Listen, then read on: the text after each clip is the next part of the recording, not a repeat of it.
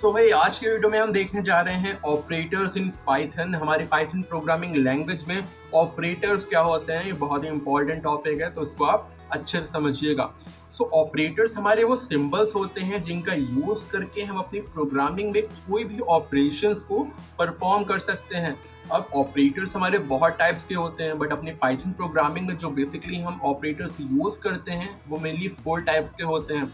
आप जैसे कि देख सकते हो, arithmetic operators, comparison operators, logical operators और असाइनमेंट ऑपरेटर्स। अब ये होते क्या है, इनको हम अपनी प्रोग्रामिंग में कैसे यूज करते हैं उनको भी अभी हम देखते हैं। सो फर्स्टली अरिथमेटिक ऑपरेशंस हम ऑपरेटर्स हमारे जो यूज होते हैं वो हम बेसिक मैथमेटिक्स के ऑपरेशंस को परफॉर्म करने के लिए यूज करते हैं। वहीं पर अगर हम कंपैरिजन ऑपरेटर्स की बात करें तो जब भी हमें किन्हीं दो वैल्यूज के बीच में कंपैरिजन करवाना होता है तो हम कंपैरिजन ऑपरेटर्स का यूज करते हैं। लॉजिकल ऑपरेटर जब भी हमें कोई कंडीशंस को कंबाइन करके किन्हीं दो वेरिएबल्स के बीच में कोई भी ऑपरेशन करवाना होता है तो हम लॉजिकल ऑपरेटर्स का यूज करते हैं। वहीं पे असाइनमेंट ऑपरेटर, जैसा इसका नाम है असाइनमेंट, यानी जब भी हमें कोई भी वैल्यू को असाइन करना होता है सो हम असाइनमेंट ऑपरेटर्स का यूज करते हैं। अब इनको हम कैसे यूज करते हैं अपनी प्रोग्रामिंग में, चलिए उसको भी देख लेते हैं। यहाँ पे एग्जांपल दिया हुआ है। सबसे पहला एग्जांपल है अरिथमेटिक ऑपरेटर्स का। मैं इसी को कॉपी करके आपको दिखाता हूँ कि आपका टाइम भी बचेगा। लेकिन जब आप प्रोग्रामिंग करिएगा तो आप कॉपी पेस्ट मत करिएगा, आप खुद से ट्राई करिएगा। जितनी आप प्रैक्टिस करेंगे, पाइथन ऐसी लैंग्वेज है जितनी आप इसको प्रैक्टिस करेंगे उतनी जल्दी आपको ये समझ आएगी। तो चलिए पहले देखते हैं अरिथमेटिक ऑपरेटर्स क्या होते हैं। अरिथमेटिक ऑपरेटर जो पहली लाइन आप देख रहे हो उसको मैंने कमेंट आउट किया है। कमेंट कैसे ही देते हैं ये मैंने इसके पहले वाले वीडियो में आपको बताया हुआ था। सो यहाँ पे आप अगर देखोगे तो ए के अंदर मैंने 5 वैल्यू को स्टोर किया है एंड बी के अंदर मैंने 2 वैल्यू को स्टोर किया है। ए और बी हमारे क्या है, वेरिएबल्स है। ये सब हम पिछली वीडियो में देख चुके हैं। सो सबसे पहले हम अपना जो अरिथमेटिक ऑपरेटर परफॉर्म करते हैं एडिशन का, सो प्रिंट करते हैं ए प्लस बी। यहाँ पे प्लस जो है वो हमारा अरिथमेटिक ऑपरेटर है। ओके, सेकेंड हम करते हैं print A minus B. Minus B हमारा अरिथमेटिक ऑपरेटर है। Print A divide by B, print A multiplication by B, print A modulus by B and print A square B. अब आप अगर देखो तो जो प्लस का साइन होता है वो हमारा बेसिकली दो वैल्यूज को ऐड करने के लिए यूज होता है। वहीं पे माइनस साइन हमारा सब्सट्रैक्शन के लिए यूज होता है। डिवाइड का साइन डिवाइड करने के लिए, मल्टीप्लीकेशन का साइन किन्हीं दो वैल्यूज को मल्टीप्लाई करने के लिए। वही जो मॉड्यूलस का साइन होता है वो हमें रिमाइंडर फाइंड करने के लिए यूज किया जाता है। एंड जब भी हम डबल स्टार का यूज करते हैं तो ये बेसिकली हमारा स्क्वायर फाइंड करने के लिए किया जाता है। फॉर एग्जाम्पल बी की वैल्यू 2 है, ए की वैल्यू 5 है, सो 5 की पावर 2 जो भी आंसर होगा वो हमें शो कर देगा। चलिए इसको रन करते हैं, शिफ्ट एंटर। सो आप देख सकते हो ए प्लस बी यानी 5 प्लस 2 हमारा 7 होता है, 5 माइनस 2 3 होता है। जब भी आप 5 को डिवाइड करते हो 2 से सो 2.5 आता है। जब आप मल्टीप्लीकेशन करते हो सो 5 2 जा 10 होता है। जब भी आप मॉड्यूलस करते हो तो 2 2 या 4 रिमाइंडर बच्चा 1, सो इसने 1 शो कर दिया। वहीं पे अगर हम इसका स्क्वायर देखें 5 का स्क्वायर होता है 25। सो ये हमारा होता है अरिथमेटिक ऑपरेटर्स। उसी की तरह अगर हम देखें रिलेशनल और कंपैरिजन ऑपरेटर्स क्या होते हैं। रिलेशनल ऑपरेटर्स को हम कंपैरिजन ऑपरेटर्स भी कहते हैं। सो रिलेशनल और कंपैरिजन ऑपरेटर्स की अगर हम बात करें तो इसको भी एक एक करके समझते हैं। इसमें मैंने ए में 50 वैल्यू को स्टोर किया है और बी में 20 वैल्यू को स्टोर किया है। प्रिंट करते हैं। सबसे पहला हमने यूज किया है a double equals to b, यानी ए हमारा जो 50 है वो अगर बी के इक्वल है तो ये ट्रू शो करेगा, अदरवाइज ये फॉल्स शो करेगा। Print a not equals to b, अगर ए हमारा बी के इक्वल नहीं है तो ये ट्रू शो करेगा, अदरवाइज फॉल्स शो करेगा। अगर ए हमारा ग्रेटर है और इक्वल है बी के तो ये ट्रू शो करेगा, अदरवाइज फॉल्स शो करेगा। सेम उसी की तरह बाकी सब भी हैं। प्रिंट में A is less than and equals to B, A is greater than B and A is less than B. तो चलिए इनको हम सबसे पहले रन करके देखते हैं क्या आता है। सो सबसे पहला आया है फॉल्स। क्या ए हमारा बी के इक्वल है? नहीं है, तो फॉल्स आया है।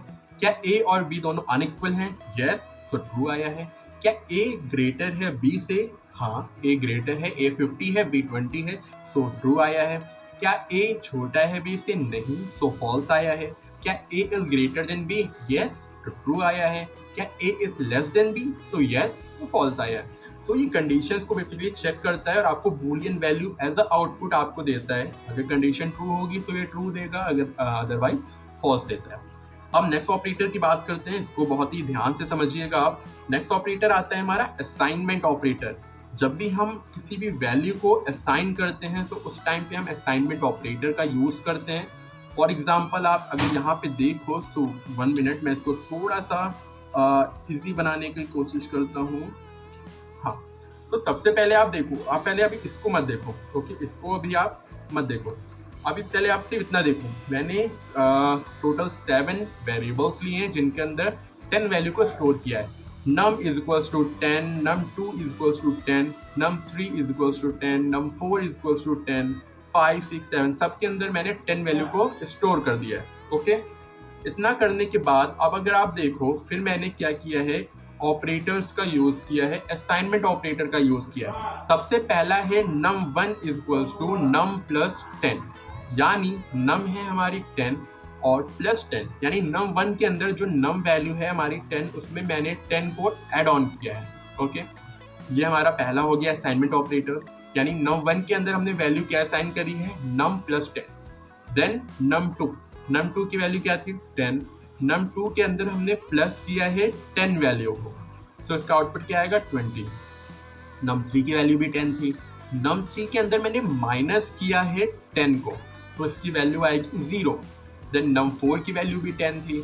num4 में मैंने मल्टीप्लाई किया है किसका, 10 का, तो इसकी वैल्यू आएगी 100।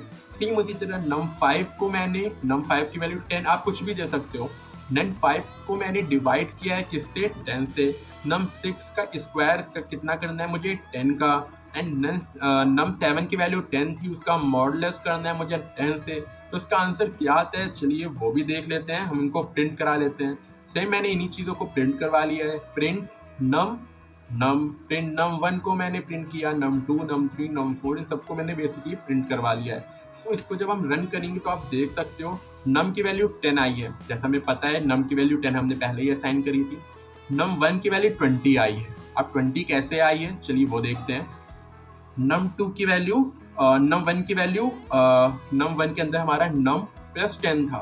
num की वैल्यू कितनी थी, 10, 10 प्लस 10 20, तो num1 की वैल्यू हमारी 20 आ गई है। ओके, अब अगर हम num2 की वैल्यू देखें तो num2 की वैल्यू आ रही है 20। सो num2 की वैल्यू 20 कैसे आ रही है, सो num2 की वैल्यू 10 थी एंड num2 के अंदर हमने ऑपरेशन परफॉर्म किया, assignment operator, plus is equals to 10, यानी 10 प्लस 10 20। num3 की वैल्यू क्या आ रही है, 0। सो num3 की वैल्यू 0 कैसे आ रही है, num3 की वैल्यू 0 ऐसे आ रही है कि num3 की वैल्यू हमने 10 दिया था और 10 माइनस 10, तो आंसर आएगा 0। सेम उसी की तरह 4 में 10 था, तो 10 मल्टीप्लाइड बाई 10 100, सो या num4 की वैल्यू 100 आ रही है। देन num5 की 1 आएगी, क्यों 1 आएगी, क्योंकि आप num5 में देख सकते हो वैल्यू 10 थी और जब 10 को हम 10 से डिवाइड करेंगे तो ये 1 बार ही जाएगा, तो उसकी वैल्यू 1 आ रही है।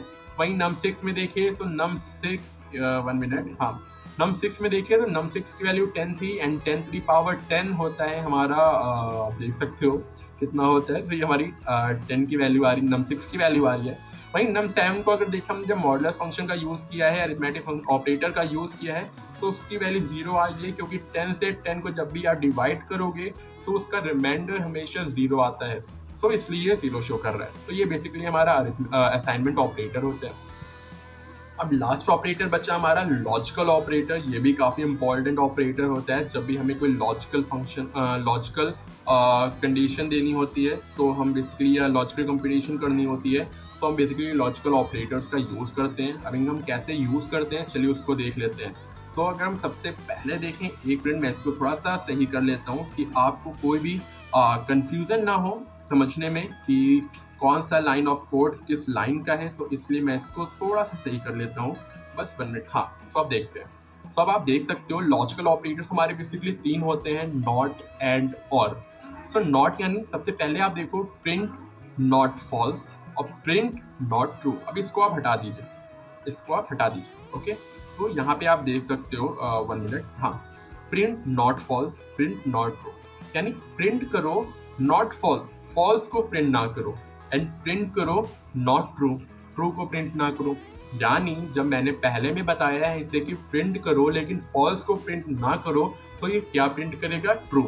और सेकंड में मैंने बोला है प्रिंट करो बट ट्रू को प्रिंट ना करो, तो ये क्या प्रिंट करेगा, फॉल्स। चलिए रन करते हैं। तो आप देख सकते हो प्रिंट इसने किया सबसे पहले ट्रू एंड देन किया उसने फॉल्स। अब हम सेकंड देखते हैं। यहाँ पे आप देख सकते हो ए के अंदर मैंने 50 वैल्यू को स्टोर किया है, बी के अंदर मैंने 30 वैल्यू को स्टोर किया है और प्रिंट किया है print not A is greater than B. अभी नॉट को अगर आप हटा दो तो आप देखो print A is greater than B. So अगर नॉट हम ना लगाते तो उसका आंसर क्या आता, ट्रू आता। क्यों? क्योंकि ए जो है वो बी से बड़ा है, वो हमें दिख रहा है। बट हमने जब नॉट का यूज किया है तो उसका जो मतलब है, इसका जो मीनिंग है वो उल्टा हो गया है। क्या ए बी से बड़ा नहीं है? ऐसा तो नहीं है। सो जब हम इसको रन करेंगे तो ये आएगा फॉल्स, क्योंकि ए हमारा बी से ग्रेटर है। देन हम देखते हैं अपना थर्ड एग्जाम्पल। इसके अंदर आप देख सकते हो वैल 1 में यानी वैल्यू 1 में मैंने ट्रू स्टोर किया है और वैल 2 में भी ट्रू स्टोर किया। अब प्रिंट किया है एंड ऑपरेटर और ऑपरेटर। एंड ऑपरेटर क्या होता है, बेसिकली जब हम किन्हीं दो वैल्यूज के बीच में एंड ऑपरेटर का यूज करते हैं, वो दोनों ही वैल्यू या तो ट्रू हो तो ये ट्रू शो करेगा, या तो दोनों फॉल्स हो तो ये फॉल्स शो करेगा। अगर एक वैल्यू ट्रू होती है एक वैल्यू फॉल्स होती है तो ये हमेशा फॉल्स शो करेगा। अगर एक वैल्यू फॉल्स होती है दूसरी वैल्यू ट्रू होती है तब भी ये फॉल्स शो करेगा। वहीं पर अगर हम और ऑपरेटर की बात करें तो अगर दोनों वैल्यू में से कोई एक वैल्यू भी अगर ट्रू होती है तो वो ट्रू शो करेगा। अगर दोनों ट्रू होती हैं तब भी ट्रू शो करेगा, दोनों फॉल्स होती है तो फॉल्स शो करेगा। बट अगर दोनों वैल्यूज में से कोई एक वैल्यू भी अगर ट्रू हुई तो ये ट्रू शो करेगा। अब जैसे आप यहाँ देख सकते हो मैंने वैल 1 और वैल 2 दोनों में ही ट्रू लिखा है, सो दोनों ट्रू है, तो एंड ऑपरेटर भी ट्रू शो करेगा और ऑपरेटर भी ट्रू शो करेगा। इसको रन करते हैं तो आप देख सकते हो दोनों ही ट्रू शो कर रहे हैं। अब क्या हो अगर हमने वैल 3 के अंदर ट्रू लिख दिया, वैल 4 के अंदर फॉल्स लिख दिया। जैसे मैंने बताया आपको एंड ऑपरेटर क्या करता है, अगर दोनों ट्रू है तो ट्रू शो करेगा, बट अगर कोई एक फॉल्स है तो हमेशा ये फॉल्स शो करेगा।